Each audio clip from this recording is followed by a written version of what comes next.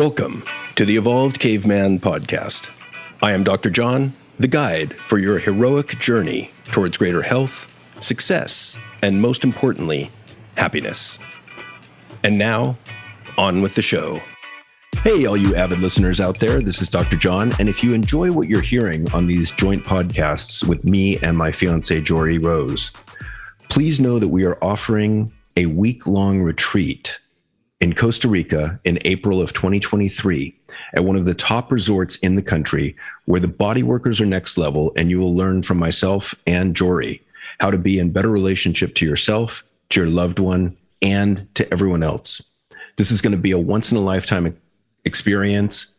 Please feel free to check out the podcast notes for more links, details, and info. Thanks so much, and now on with the show. Hey, everybody, this is Dr. John back with the latest episode of the Evolved Caveman, and it is my great pleasure to have back with me again, Sean Doyle. And Sean was my third guest when I just started out. He was kind enough to join me when this was just nothing. Now it's 3 years later, and I'm not sure it's a big thing, but it's a bigger thing. And in any case, Sean is a poet and lawyer, and he taught psychology at North Carolina State University for almost a decade. He's worked on matters of happiness, meaning, and resilience with a wide range of individuals and groups, including Army drill sergeants, federal appellate judges, Buddhist monks, and foreign governments. He has been called the poetic voice of positive psychology, and his essays and stories are invitations to inject more hope, affection, and meaning into the world. And do you have a more recent book? Because the most recent book is Mud and Dreams. That's the most recent one. There's one in progress. It won't be out for another year or so, but there's one on the way. So I just wanted to check and make sure there wasn't anything new in the past 3 years.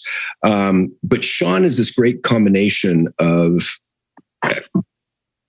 he's someone that's in touch with his emotions and his intellectual side, as evidenced by being a poet and a lawyer. So welcome, Sean. Great to see you again. Well, thank you. And thank you for the very generous introductions. Absolutely. So today we are talking about men's friendships. Sean approached me a few weeks ago, maybe a few months ago, and said, hey, this would be a great topic for your podcast. And I was like, absolutely. So I looked up some recent statistics, and the headline is American Men Suffer a Friendship Recession. And there was a 2021 survey by the Survey Center on American Life, and found that the social landscape is far less favorable than it once was, because over the past 3 decades, the number of close friends Americans have has plummeted. And this friendship recession is particularly bad for men. The percentage of men with at least 6 close friendships fell by half since 1990, going from 55 to 27%. So about 1 in 4. The study also found that the percentage of men without any close friends jumped from 3% to 15%, a 5-fold increase. So it seems that single men fare the worst. 1 in 5 American men who are unmarried and not in a romantic relationship report not having any close friends. Even men with a couple of close friends are not in great shape, because when it comes to our social circles, size matters. There's got to be a dick joke in there. But anyway, Americans with 1 close friend are not any less lonely or isolated than those without any close friends. And those with a couple of close friends are only modestly better off. For those with 3 or fewer close friends, loneliness and isolation are fairly common experiences. And we know we have an epidemic of loneliness among men in the US. The bad news doesn't end there, though. Not only do men have smaller friendship circles, they report being less emotionally connected to the friends that they do have. Let's see, what else? Americans who receive regular emotional support from their friends are far less likely to report feeling anxious or alone than those who do not.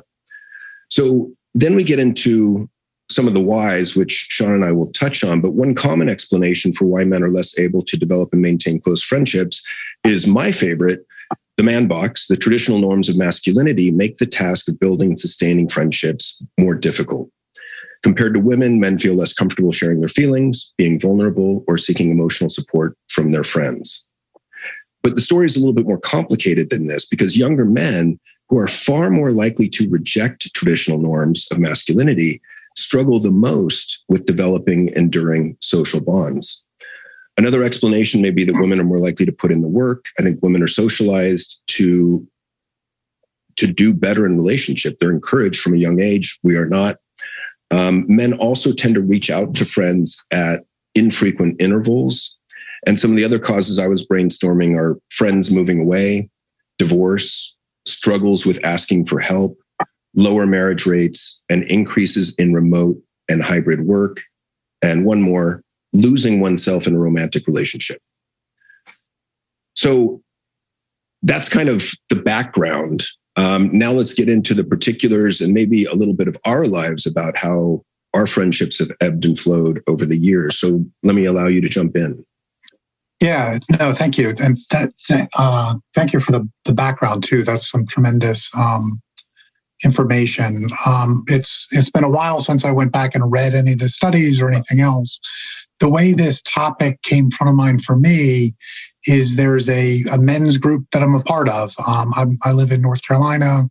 The group is started here, but it's all over the country, where guys get together in the morning to work out. And we meet in public parks, and it's volunteer led, and anybody can join.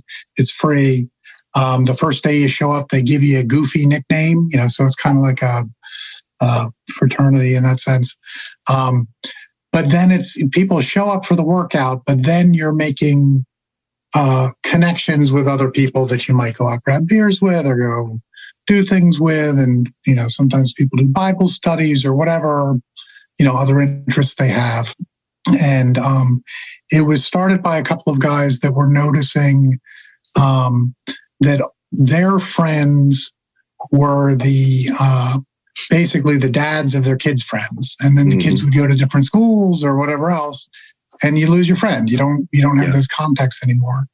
And so through this group, I've been able to meet people in different professions, different age groups, different demographics, really making my personal network a whole lot more rich. But then even with this group, I have some people I consider very, very close through it. There are some people who really struggled over, especially the last couple of years. Yeah. And there were a couple of tragedies. And so a bunch of us were talking about, well, what can we do to help, we've already got a connection with one another, but what can we do to deepen it? What can we do to move it kind of past the kind of beer in a football game? Somebody that you feel like if you're going through something that you can reach out and pick up a phone and call. And so we've started within our own little group thinking about things and talking about things. And that's where I wanted to sit down with you and just bounce some ideas off and see what guys especially can do to enhance those types of relationships. Yeah, I think it's a great question and very relevant, because we know that, things like loneliness can lead to addiction, deaths of despair. And, I had an interesting experience after I got divorced. And after I got divorced, I found that I lost all my male friends that were like couple friends. And I also realized that of those friendships, not one of them really had a whole lot of depth. They were all very surface. They were, traditionally masculine. They were concerned with creating wealth. And, maybe we could talk about sports and drink. But I remember after I got divorced, I reached out to an old friend of mine from college that I hadn't talked to in some time, 6-7 years perhaps. It had been a while. And we went out to lunch, and he said, John, how come you didn't pick up the phone?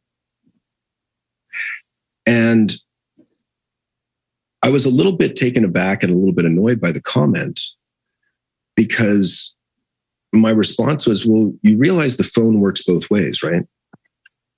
And so I think there's this interesting dynamic where we're reluctant to reach out for help. We're reluctant to call and say, hey, can I just, vent? Because I think one of the things we're worried about is something like that. Is they're going to be angry or annoyed that we haven't reached out?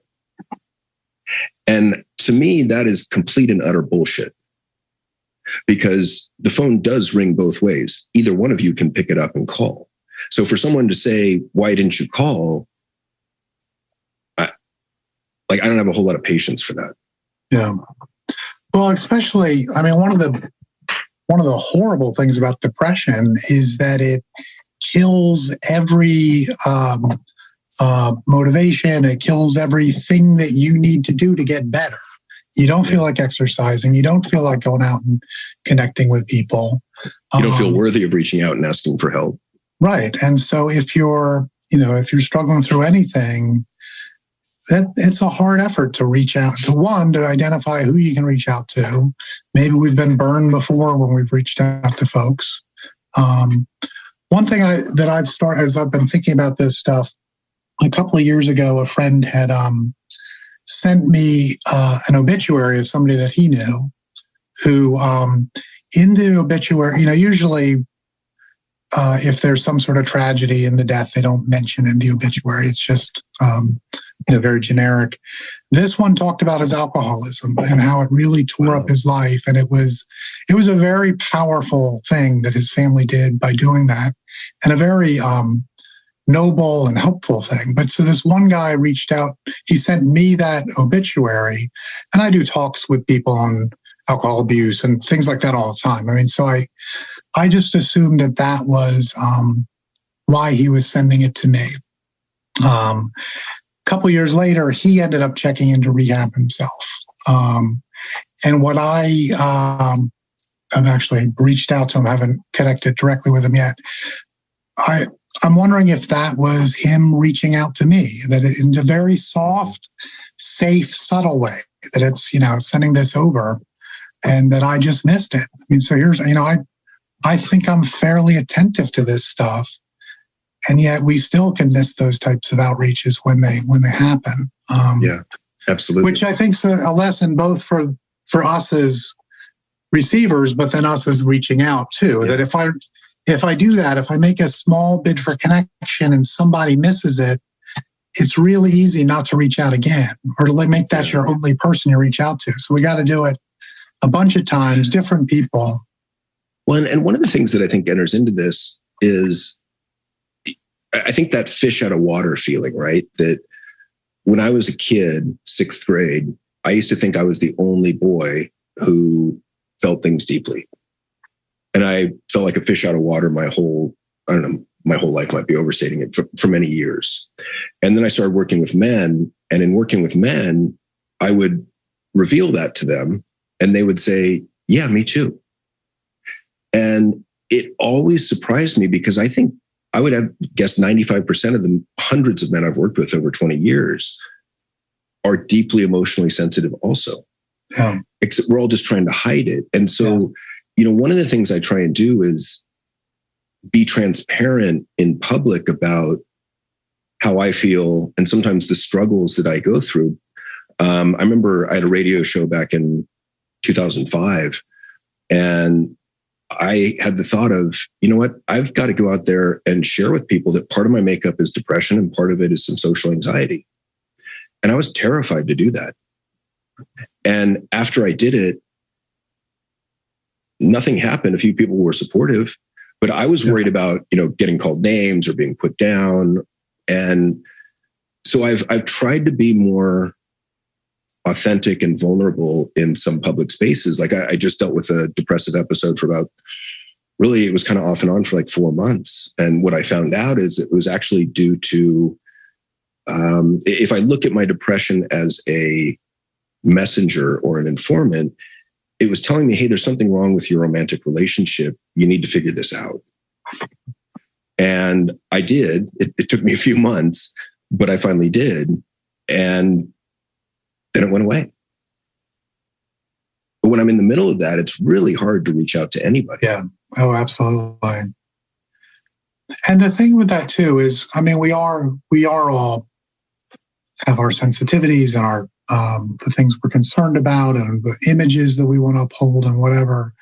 But in my experience, as soon as you let the vulnerable side out, people are more willing to then open up with you it's then easier to reach out to that person if we need something. I mean, it's a lot of times the vulnerability, I think, accelerates the relationship. Yes.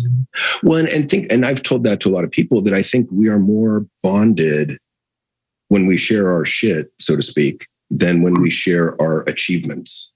And there's a positive psych introduction, or a positive psych exercise that has to do with, introduce yourself at your very best, or tell a story about yourself at your very best. And I remember doing that in a group of psychologists, a class I was teaching, and the stories typically started out with them in the gutter in some regard in their life, divorce or anger or alcohol or whatever it was, and them at their best. And there was a story arc of them overcoming that difficulty. Yeah. And this was them at their very best. And hearing the full story arc, I mean, like, I can't even explain. There was a palpable feeling of connection in the room after that, versus if I just say, I'm John Schinner, I have a PhD from Cal and I wrote a book and blah, blah, blah, blah, blah. People are like, fuck you. Maybe that's a little strong, but it doesn't, it just doesn't connect us. Right. I think it serves to drive wedges. Yeah. I've done the positive introduction exercise every year with my students at State. I've done it with corporate groups. And what I'd find with it is I'd tell the students beforehand we were going to do it and to think about it. And a lot of times that's a good idea, by the way, because some people are like, I don't know what you said. Well, a lot of times they would come with two stories. So one really safe one, and then one that allows them to be vulnerable. And the second, I've even had people, they share the safe one, someone else goes vulnerable, then the other person's like, can I tell a different story instead? Can I tell a better story? Yeah. But it bonds the class a whole lot faster than just, I'm Sean, I'm a sophomore, I'm a philosophy major or whatever. Yeah. It really draws people together. So the other thing that you mentioned earlier was this idea of men's groups. And to me, I mean, I'm Jed Diamond's one of my friends. He's written, you might be familiar with him. He's written 17 books on men's issues. And in one of his books, it's 12 Rules for a Good Man. The first one in there is get into a men's group. And I just started a men's group recently, and I'm running the group, and it's still like manna from heaven. It restores my soul, because it's deep, meaningful conversations, connection, it's vulnerability, it's guys supporting each other. And it's a beautiful thing. Yeah. And what my experience with it, so I've got the bigger one that starts with the exercise, but then that's spun off into a group that we meet once a month. Start off each session talking about anything that is on your mind that may interfere with your ability to kind of interact and connect. And then we spend time with people around whatever the stuff is. And then there's always one topic that somebody leads. But we tried that several different times, like different formats. And it took a while to kind of settle in for something that worked for this particular group. I mean, people cycle in and out, but now we have a pretty solid group. And it's one of those must-dos on my calendar that I'll push other stuff aside because I don't want to miss it. Yeah.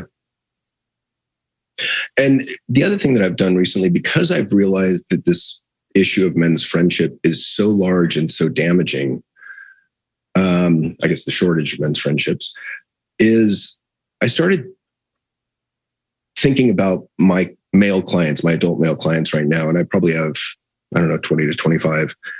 And I realized that this was a serious issue for several of them and a lesser issue for most of them. And I thought, that if the rules aren't working for you, break the rules. And the rule that I grew up with, that I was trained in, was, you see one person at a time and you don't break that therapeutic box, so to speak. Yeah. And I thought, well, that rule isn't working for any of us. And what if we change the rules? And so I started asking each of my clients, hey, I'm thinking of starting this men's dinner once a month with no other agenda than connection. And you're responsible for paying for your dinner, your drinks, and that's it. There's no cost. And every one of them said, I'm in. Now, some show up, some don't, depending on the month, but it's the same thing, right? It's this real, meaningful, deep connection with other men. And so what about that works? I mean, because I'll go out and grab beers with friends and it's all very surfacey, and that stuff's good too. I mean, you don't want everything to be super, super intense. True. But we need those really strong bonds too. So how do you, especially for guys that don't have the strong bonds, how do you move from there's these guys I like to be social with to, you know what, there's some guys I know that I can really count on? I think partly because I've trained them, I've given them tools, I've shared some of my vulnerabilities with them, which gives them permission to do the same with me. And also when I brought up the idea, I said, look, I'm starting this monthly men's dinner with men that I like, respect, and trust. And if they don't meet that criteria, they're not invited. And so I think it gave people a sense of confidence, a sense of comfort, a sense of safety. And I think they could extend a little bit more trust to each other. Excuse me. And I mean, I left the last one a couple of weeks ago, and I've never felt more proud and more grateful about the work I do and the growth of some of my clients. Because one of my clients shared his whole story of addiction, which is like, I've seen him for 11 years, which is not normal for me, but like this guy was put in a medically induced coma for 2 days to save his life because his liver was failing at 25. And I've walked through him with all this. And for him to share, he's sober 4 years now, for him to share this with a group of men, and I know in the back of my mind that there's some social anxiety there, I was so damn proud of him. And I just walked away on a cloud.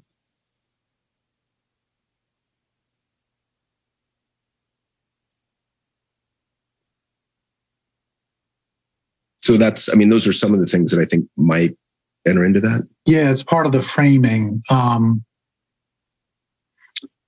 I think that's one of the things that's worked. I mean, I'm not training people on how to do anything, but it's people self-selecting for the group, but it's also when other people are being vulnerable, it makes that okay. And it gives makes permission to others. Yeah, it makes it feel like, oh, well, maybe I'm not the only one, like I've always thought my entire life. And especially when they see, I mean, the rest of the group being supportive and helpful and just there for them, I think that has helped quite a bit. And, and I think you're absolutely right. Seeing other men support, when someone has shared a vulnerable story, I think you have this internal dialogue of, oh, well, I could do something like that because I know these guys are going to be supportive. Because I think the fear is maybe we're going to be mocked or, any of the insults that we got growing up. But the other thing that I've tried to train my clients on is to take the spotlight of attention off of yourself and put it onto others. And tell yourself that you are an intensely curious person about other people's stories and get better at asking questions. And we go through kind of some questions to be able to ask. But the idea is to come up with 4 or 5 questions that elicit a positive emotional response, because you're steering the conversation into a positive direction. The recipient of the question is going to feel a positive emotion, like, what's the best concert you've ever been to? What's your most favorite vacation or place in the world? When you pull up that memory, you have a positive emotional response. And I think that gets associated with the person who's asked the question. Oh, that's interesting. That fills in some blanks for me in my head, where one thing that I've experimented with and it's worked really well, but I didn't connect all the dots why it was working is, if I go to an event in the neighborhood or something and people typically ask, how are you and what do you do? Well, I'm fine. And, my day job, I'm a lawyer. I mean, I like my job as a lawyer, but that's not what excites me. And when people start talking, when we get into the positive psychology work that I do or the writing, then I feel my energy changes. And I try to structure my questions or, what are you excited about? I love that one. Doing, or what are you looking forward to? About what's new, what's exciting. Right. And then give them a chance to I've tried the positive introduction thing with strangers too. That one's a hit and miss. It's like, tell me about a time at your best. Yeah. Well, and I think, but that's another piece that enters into this. I think, God, there's so much that goes into this. I think it's a really important skill to train yourself to talk to strangers with the intention of creating some sort of positive connection. And so it's kind of like you're a detective or an investigative reporter asking questions to see if you can get their energy level to perk up, see if you can figure out what they are passionate about. And this could be anyone from, the Starbucks barista to the checker at the grocery store. But the cool thing is when you do this, you both win because you both walk away with a small positive emotional boost. And if you think about that as an accumulation over time of drops of positive emotion in that bucket of positive emotions. If you do this 3 times a day, it's nice, but whatever. Now, 3 times a day times 5 or 6 days of the week, and then multiply that out by a year, and then multiply that out by 10 years, it changes your perception of the world. It changes your primal world belief, I would argue, in how safe or dangerous the world is, and to what extent do you believe people are good or honest or trustworthy? Yeah. And that's a big deal.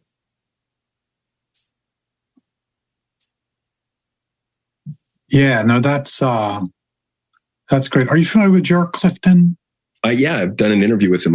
That's the primal world beliefs. Yeah. No, great research. Yeah, no, that's, he went through the same graduate program I did. Yeah. And the MAP program. That's right. He did that. He went on for his PhD afterwards.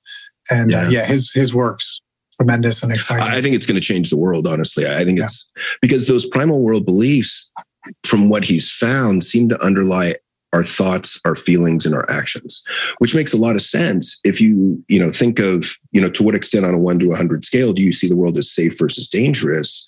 If I see the world as dangerous, if I see people as fundamentally dishonest or deceitful or manipulative, I have no reason to reach out to strangers. I have no reason to reach out to people. I'm going to guard myself against them.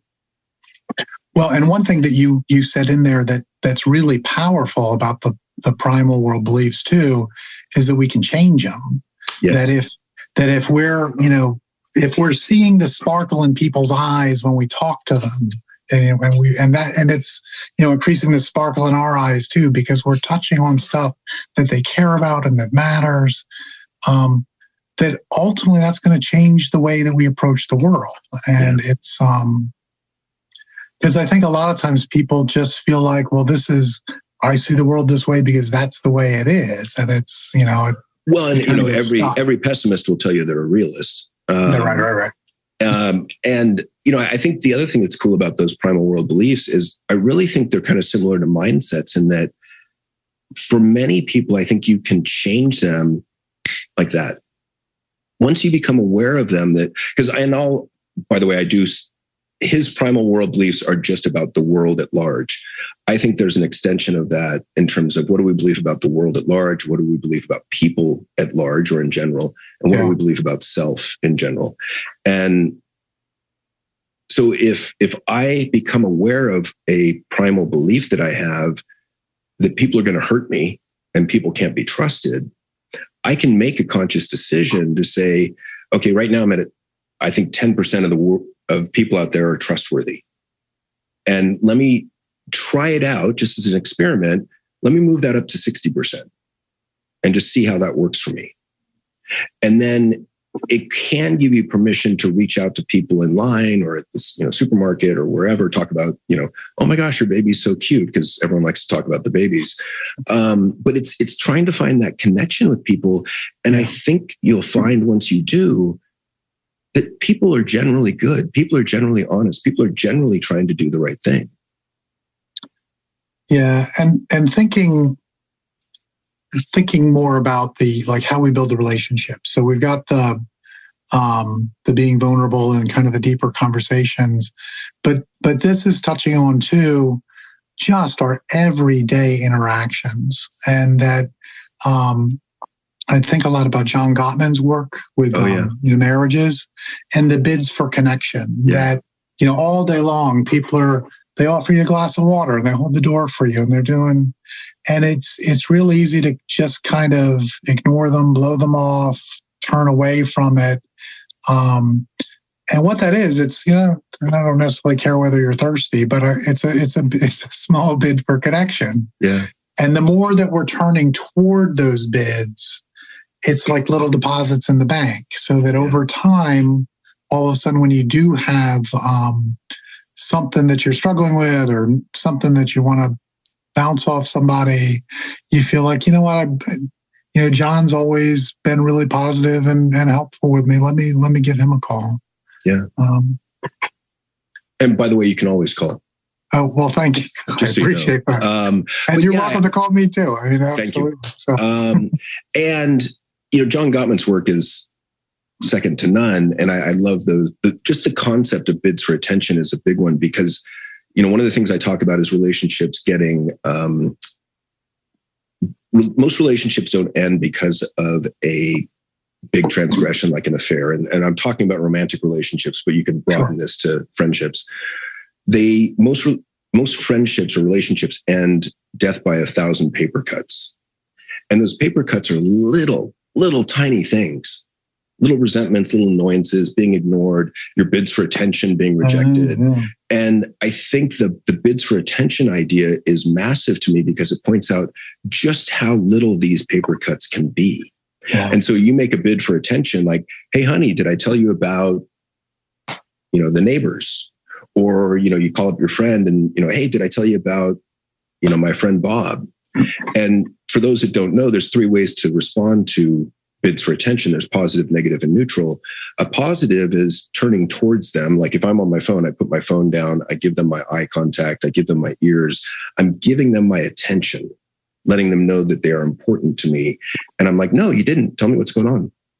A neutral response is maybe I don't even hear them. Maybe I'm just lost in my phone reading the news and I don't respond at all. A negative response is, why are you interrupting me? Like, can't you see I'm busy? Right. And interestingly, the negative responses are the most damaging. Yeah. Because you may not be aware of them and you can't repair that. Yeah. But I think if you look at that and consider just how little these paper cuts can be, and it's the accumulation of those over time that I think change people's perception of the other from all good to all or mostly bad.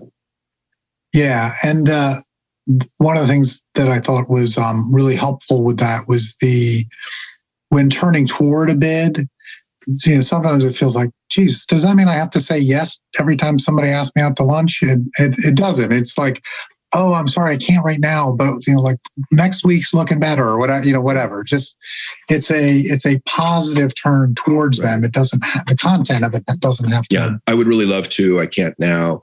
Or, I mean, like, let's say I'm working on my computer and writing, and my daughter comes in and says, hey, Dad, can I talk to you? I mean, if I can put a pin in it so I can say, you know what, honey, I'd like to hear what you have to say. Give me 10 minutes and I'll be done with this. And then I'll check in with you. A really a funny story about John Gottman. He went to I was going back to an event at Penn that he was coming to speak there. I'd read some of his papers, but never any of his books. So I went to the local library and checked out every book by him. I didn't know which ones I would resonate. You are such a geek, Sean. I love that. I am. But I didn't read all of them, but I say that with great affection. I walked in with a stack of, 12 or 13 books, so many keys to making marriages work and, all this other stuff this shows my low social intelligence because my wife sees me walk in with this stack of marriage self-help books. Like, Sean, do you have something to tell me? Yeah, is everything okay? I'm like, no, there's this guy, he's going to be speaking, blah, blah, blah. Then she comes back later. Are you sure? It's like, no. Since then, I've read a couple, she's read a couple. So we'll even play with that. It's like, oh, you're turning against my bid. And laugh about it. Yeah. And one of the things I've found recently, and I've mentioned this on the show before, is that I was having trouble with my fiance when we would get in disagreements and I would get emotionally flooded. I had a really hard time. You can either turn away from the relationship or turn towards your partner. And I was having a really hard time turning towards in those moments of conflict. And so once I became aware of that, I was like, oh, okay, well, that's some work I need to do. Yeah. And that's what I think is interesting about these awarenesses is once you become aware of it, you can't unring the bell. And so I guess you have an option, but to me, I'm always pursuing growth. Personal growth is kind of a high value of mine. And so I think it can be exciting. Sometimes it can be a pain in the ass too, but uncomfortable, but still worthy. Well, and I think a lot of us, we have notions that, friendships should just happen organically. Or love is enough. Yeah. Romantic relationship. Right. And that's, it shouldn't take any work. I shouldn't have to tell you what I'm thinking. You should just shouldn't have to learn anything. Yeah. And it's, anything that we want to be good at and successful in our lives takes work. It can be fun, but it takes a deliberate choice and it takes paying attention and some work. One of these things, going back to that whole man box idea and how we're socialized as men, I think one of the big rules about what it means to be a real man is one of the things that really gets in our way in terms of friendships. And that is be self-reliant. The other one is compete. And, I think I've talked to a lot of men who are hyper competitive because they were athletic, back in the day.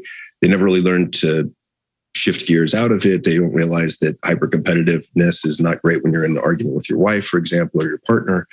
But the be self-reliant one that's huge in our culture. And the idea is deal with it on your own. Yeah. You're a rock, you're an island, you're an army of one. You are not supposed to reach out for help.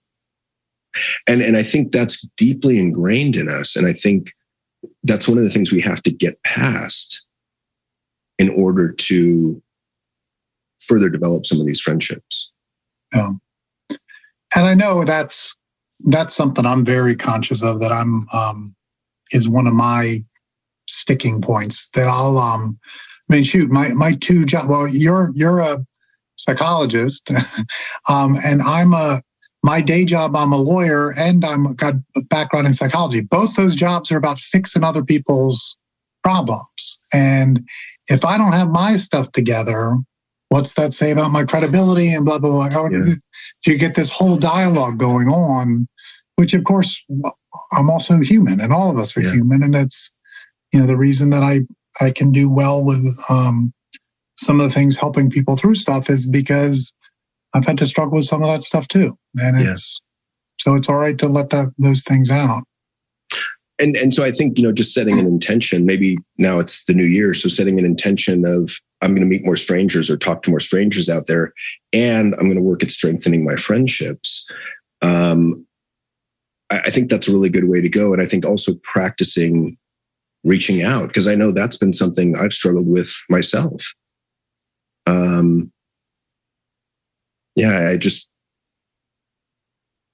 It's interesting. I don't really know what more to say about it.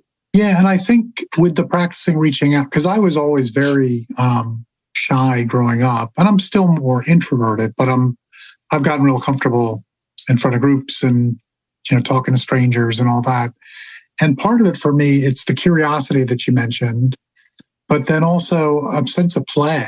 So even when I would try with people, like total stranger, doing the positive introduction, asking them to tell me about a time they're at their best, sometimes it's they love it. Yeah.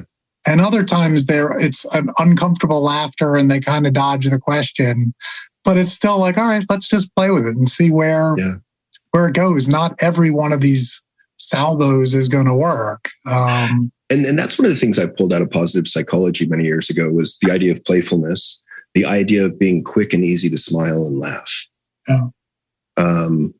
Because, we all have that resting bitch face, that's kind of what you call it, I guess. But when your face is just relaxed, it's pretty easy to interpret most men's faces as mildly annoyed or, a little bit negative. And so I think one of the things to practice doing is to put the slightest smile that you can on the corners of your lips as you're walking around and see what kind of different response you get. And, you can do more than that, but sure. I think it's these little tweaks to our daily way of being that really have some profound payoffs. Yeah.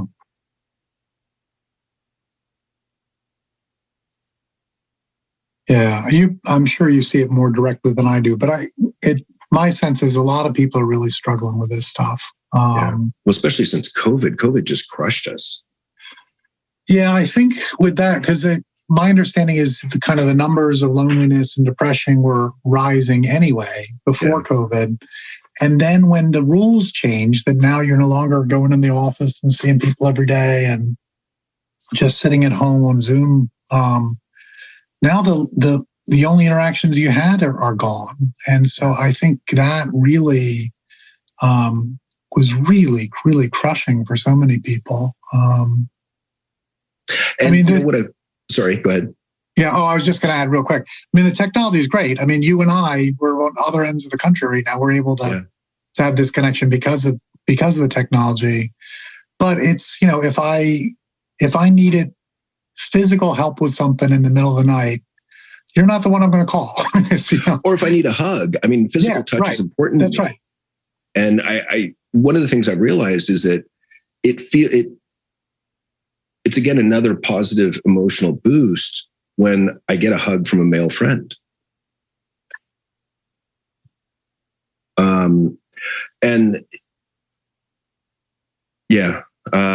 So I think that I've heard from a lot of clients since COVID that, quote, I'm out of practice in being social. And I've also had a lot of conversations around small talk. And the importance of small talk, because I can't tell you how many people I've met that are like, I freaking hate small talk. Like, I don't even see the point of it. It's a waste of time, blah, blah, blah, blah, blah. And I get that. I've been there. I've had that attitude and it did not serve me.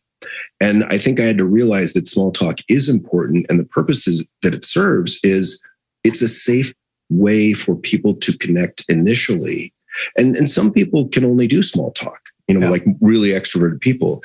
And that's okay too. But I think to look at small talk as a skill to practice because it's a way for you to put the other person at ease and make them feel safe and comfortable so that you have a shot at creating a deeper, longer relationship. And I do think that we've got some power over the small talk to keep it from going to just the, how you doing? What do you do? And flipping it to, hey, you look really excited when we talked about that. Tell me more. Right. That we're still at a small talk level. I'm not telling you my deepest, darkest fears or anxieties, but it's building the relationship. It's increasing the positive emotion in both of us. And it's a lot more fun. Just, because I hate small talk, but when we can get talking about stuff like that, that's exciting for me. Well, I like having the goal of creating a positive emotional connection with others. Because when I achieve that, as I said, we both win. And I think if everyone did that, this world would be a much better place. Yeah. And I agree that, to your observation, I think that part of this is cultivating greater awareness about what other people are feeling so that you can spot things like, wow, Sean, I see that your eyes really lit up when you started talking about your book on poetry. Tell me more about that. So you kind of steer the conversation in a positive emotional direction. And I don't think you can lose that way. Right. And it's really powerful. And, you know, if you're really self-interested or, you know, self-absorbed, I guess, you know, you can't always justify it as, well, I get a positive emotional boost as well. Because I really think you both win, because you both walk away feeling a little bit heartened. And I think it gets easier once you do it. Once you've done it a few times, you start seeing, what was different about this conversation with this person than these other ones over here? And once you recognize that, it's easy to kind of cut through just the low level small talk, I guess, or whatever, how we want to frame it. I mean, I remember I was at Safeway, which is our supermarket out here, and there was a checker. He was probably, I don't know, late 50s, 60. And I, you know, said hello and how's your day going? And then I noticed he had a BMW, something like a keychain or something on the counter. And I said, oh, are you into BMWs? And this dude lit up. And he was like, well, yeah, actually I'm into classic BMW. So I was like, oh yeah, what do you got? And he went into this full on like explanation of the classic BMW that he has. And it was fun to listen to because he was so enthusiastic about it. Yeah. And I got the feeling he was never enthusiastic at work, or rarely. Yeah. And, you know, I said, thanks for sharing. I appreciate it. Like, you know, have a great day. And I walked away feeling fantastic. And so it doesn't have to be deep or meaningful necessarily. It's just that curiosity about what lights this person up. Yeah. And that's, that makes me, so usually when I think about these things, I've been thinking about trying to find that common connection, which those are great. But in that instance, I know nothing about classic BMW. So but if I saw the person getting really excited about it, that would feel good to me, and that would make the whole interaction better. Yeah, and so I think you could go with shared interest. I think you can also go with an appreciation of their passion. Yeah. Okay. And let me tell you another one. I remember I had a client who was, I think I met him when he was 16, and he was a kid that in high school would tell teachers to their face, go fuck yourself. Just to give you an idea of where he was at when I met him. Right. He was a little rebellious, a little oppositional, and I really liked him. Like, he was a good kid. And so I started working with him, and eventually he went into the Navy, and he's doing fantastic now. But when he was like 17 and a half or so, he got a job at a supermarket, and he was a bagger. And he came in one week and he said, you know, like, do you have any tips on what I can do to make my job less miserable? Because the checker that I'm normally working with is like 45, single divorced mother, bitter as hell, very pessimistic, and just complains about everything. And she makes my life a living hell. And I was like, well, here's my thought. You're not going to do a thing about her. You're not going to change her psychological profile. No. But here's what I can tell you is you have a high degree of social intelligence. That's one of your strengths. Put that to use with every customer that comes through your line. And tell yourself you're really curious. Tell yourself you're just trying to make a connection. Tell yourself that you want to make your interaction with each customer the best interaction they have that day. Now, you're not always going to succeed at that. Some people will be depressed, some will be irritable or bitchy or, you know, whatever. But the ones that you do succeed in creating a connection with will fill you up and make you happy and reaffirm your belief in the positiveness of humanity, positivity of humanity. And so he started doing this and he got really good at it. And I don't know if I would say he loved his job after that, but he really liked it after that. It changed his whole framework. My son was his first job. He was a bagger in the local grocery store, and he's off the charts extrovert, very charismatic. Your son? He would, yeah. Funny how that works. He would have these big interactions with all the customers, all of our neighbors would come and share stories with us. And we'd be in the store and I would see people get in his line to interact with him. I mean, and so he's a bagger in the store. I mean, he's not in that role. He was not changing the world because of the substance of his job, but he was, really it made it fun for him. It made it fun for the people around him. Yeah. And started to build relationships with it too. It wasn't just a one-time transaction. So yeah. And this young man, I remember he really liked helping elderly people in the grocery store, whether it was helping them find something or helping them reach something or helping them with, taking groceries out to the car. And he would get such wonderful feedback and appreciation from them. And I think this is one of the things that kind of started softening him a little bit. Because he's really a great young man. I'm not sure public school was, the best fit for him, but that's okay. So I'm aware of time and we got to wrap up now. So any parting thoughts, anything I should have asked you that I didn't? No, this has exceeded my hopes and expectations.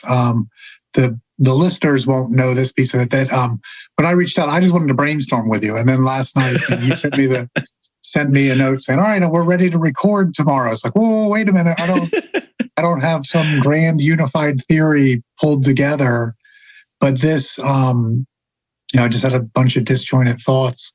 But this really helps solidify a lot of things I was thinking. You gave me some new insights. This was extremely valuable. I very much, and I had fun with it too. Always. This has been great. And I always value your time and wisdom. And I always value your odd set of skills and experiences. You just don't meet too many people that are a lawyer, because most are pessimistic, combined with positive psychology. Well, I figure I need to use the other half of my brain. So smart, very smart, wise. All right, so I guess that's it, huh? You're okay. That was great. Thank you, John. You bet. Always a pleasure to have you on. And that is it for this episode of The Evolved Caveman. If you loved this episode, please feel free to share with all your male friends. Be sure to like, rate, and review. And if you didn't like it, you don't have to do a damn thing. Thanks so much. Until next time, this is Dr. John. Bye-bye.